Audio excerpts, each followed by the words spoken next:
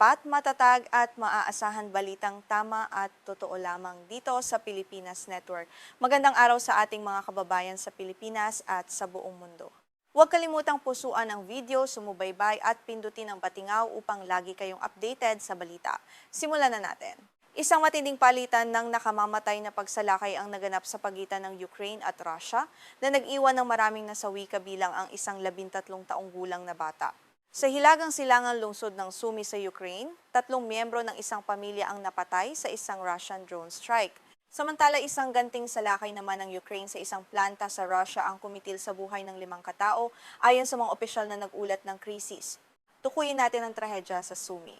Ang pagsalakay ay tumama mismo sa isang tirahan kung saan nasawi ang isang 36 na taong gulang na lalaki, ang kanyang anak na lalaki, at ang 73 taong gulang na ina ng kanyang kinakasama. Ayon kay Oleg Kryhorov, ang pinuno ng Regional Military Administration, sugatan din ang live-in partner ng lalaki at ang isa pa nitong 10 taong gulang na anak na kasalukuyang ginagamot. Dahil sa insidenteng ito, labis na nagpahayag ng galit si Ukrainian President Volodymyr Zelensky sa social media platform na X. Binigyang diin niya na ang tinamaang gusali ay isang ordinaryong tahanan lamang at walang anumang koneksyon sa militar. Ang pag-atake sa mga sibilyang infrastruktura ay patuloy na nagiging pangunahing issue ng paglabag sa karapatang pantao sa gitna ng nagpapatuloy at lumalalang digmaang ito. Sa kabilang banda, hindi rin nagpahuli ang Ukraine sa pagganti. Isang missile attack ang pinakawalan ng Ukrainian forces laban sa isang industrial plant sa Voronezh na matatagpuan sa timog kanlurang bahagi ng Russia.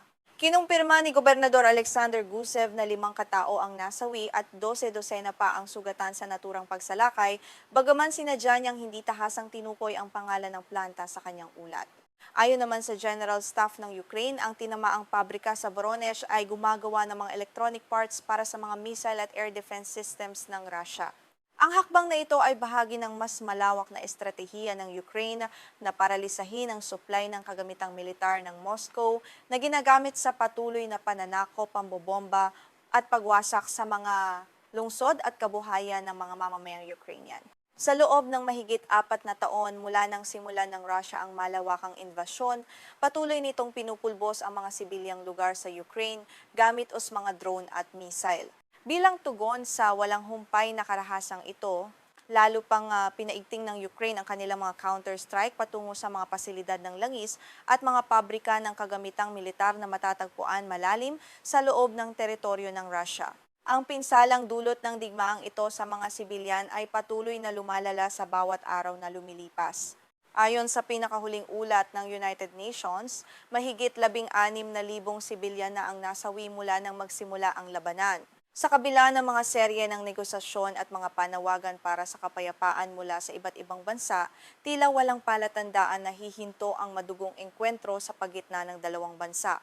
Ang mga inisyatiba para sa kapayapaan na pinamunuan ng Estados Unidos at iba pang mga kaalyadong bansa ay bigong mapatigil ang labanan. Ang patuloy na pagmamatigas ng magkabilang panig at ang kawalan ng diplomatikong kasunduan ay nagpapakita lamang na mas lalo pang hahaba ang digmaang ito na nagdudulot ng mas malaking banta sa katatagan ng buong rehiyon at sa buhay ng milyon-milyong mamamayan sa silangang Europa.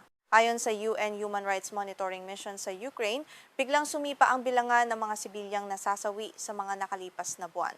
Ang pagtaas na ito ay nagaganap habang ang mga puwersa ng Moscow ay nahihirapang makakuha ng momentum o bentahe sa mismong larangan ng digmaan. Kaya naman mas madalas nilang tinatarget ang mga lungsod at mga pamayanan ng mga sibilyan upang mapanghina ang loob ng mga mamamayan doon. So, sa katunayan, hindi bababa sa 274 na sibilyan ang napatay habang mahigit 1,700 naman ang nasugatan sa Ukraine noong nakaraang buwan ng Mayo lamang. Ito na ang pinakamataas na buwan ng bilangan ng mga sibilyang biktima mula pa noong Abril ng taong 2022 na nagpapakita ng lumalalang krisis ng seguridad at kawalan ng proteksyon sa mga inosente. Binigyang diin din ng UN mission na ang karamihan sa mga biktima ay hindi matatagpuan sa mismong frontline o lugar ng labanan kundi sa mga lungsod na malayo rito. Ito ay nagpapatunay na ang mga long-range weapons at drones ng Russia ay lumilikha ng takot at kapahamakan sa mga ordinaryong mamamayan na sumusubok lamang mamuhay ng normal sa kabila ng patuloy na banta ng mga pambobomba sa kanilang kapaligiran. Bukod sa pag-atake sa Sumi, isa pang pambobomba gamit ang drone ang naganap sa timog silangang lungsod ng Zaporizhia. Ayon kay Regional Head Ivan Fedorov, isang babae ang nasawi habang tatlong iba pa ang sugatan, kabilang ang isang 11 taong gulang na batang lalaki. Ang mga ganitong insidente ay nagpapakita na walang ligtas na lugar para sa mga pamilyang Ukrainian na nagnanais lamang ng kapayapaan. Ibinunyag ng Air Force ng Ukraine na nagpakawala ang Russia ng kabuuang 88 long-range attack drones at isang ballistic missile sa loob lamang ng isang gabi. Ang ganitong karahasang militar ay nagpapakita ng determinasyon ng Russia na sirain ang depensa ng Ukraine sa pamamagitan ng sabay-sabay at sunod-sunod na pag-atake mula sa himpapawid na naglalayong ubusin ang kanilang mga resources. Sa kabila ng banta, naging alerto ang air defense system ng Ukraine kung saan nagawa nilang pabagsakin o i-jam ang 79 sa mga drone na pinakawalan ng Russia. Ang tagumpay na ito ay nagpapakita ng kahalagahan ng mga modernong air defense equipment na ibinigay ng mga kanluraning bansa upang maprotektahan ang airspace at buhay ng mga sibilyan sa Ukraine laban sa mga ganitong uri ng agresyon. Sa panig naman ng Russia, inihayag ng kanilang Defense Ministry na hinarangan at sinira ng kanilang mga puwersa ang kabuuang 301 Ukrainian drones sa loob din ng isang gabi. Ang mga drone na ito ay na-recover sa iba't ibang rehiyon ng Russia, pati na rin sa Crimea Peninsula, sa Azov Sea at sa Black Sea, na nagpapakita ng lumalawak na sakop ng opensiba ng Ukraine upang ipagtanggol ang sarili. Maging ang kabisera ng Russia na Moscow ay naging target din ng opensiba ng Ukraine. Ayon kay Moscow Mayor Sergei Sobyanin, 84 na Ukrainian drones na patungo sa lungsod ang matagumpay na nabaril. Bagaman walang iniulat na pinsala sa mga ari-arian, pansamantalang sinuspinde ang lahat ng flight sa 4 na pangunahing paliparan sa Moscow para sa kaligtasan ng publiko at upang maiwasan ang sakuna. Ang tagumpay ng kampanya ng Ukraine gamit ang mga long-range drones laban sa mga pasilidad ng langis, transportasyong militar at iba pang infrastruktura ng Russia ay nagdudulot na ng malaking epekto.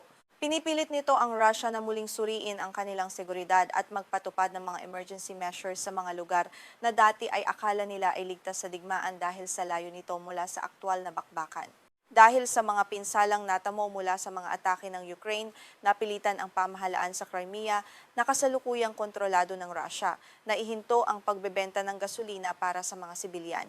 Ang kakapusan sa supply ng enerhiya ay nagpapakita ng direktang epekto ng mga estratehikong strike ng Ukraine sa araw-araw na pamumuhay at ekonomiya sa mga sinakop na teritoryo na unti-unting nakararanas ng krisis. Hindi lamang gasolina ang naapektuhan sa Crimea kundi maging ang sektor ng turismo at edukasyon ng mga kabataan. Noong Lunes, inanunsyo ng Russian-installed governor na si Sergei Aksyonov na lahat ng summer camps sa Crimea ay pansamantalang hihinto sa pagtanggap ng mga bata at mga bagong booking hanggang sa unang araw ng Setyembre dahil sa lumalalang sitwasyon ng seguridad sa buong okupadong rehiyon. Ang digmaang ito ay patuloy na nagbabago ng anyo sa pamamagitan ng paggamit ng makabagong teknolohiya tulad ng mga drones, ngunit ang pinakamalaking pasanin ay nananatili sa mga balikat ng mga sibilyan. Habang patuloy ang palitan ng mga nakamamatay na pag-atake sa magkabilang panig, ang pag-asa para sa kapayapaan ay tila mas lalo pang lumalayo na nagiiwan sa buong mundo sa ilalim ng banta ng kawalan ng katiyakan.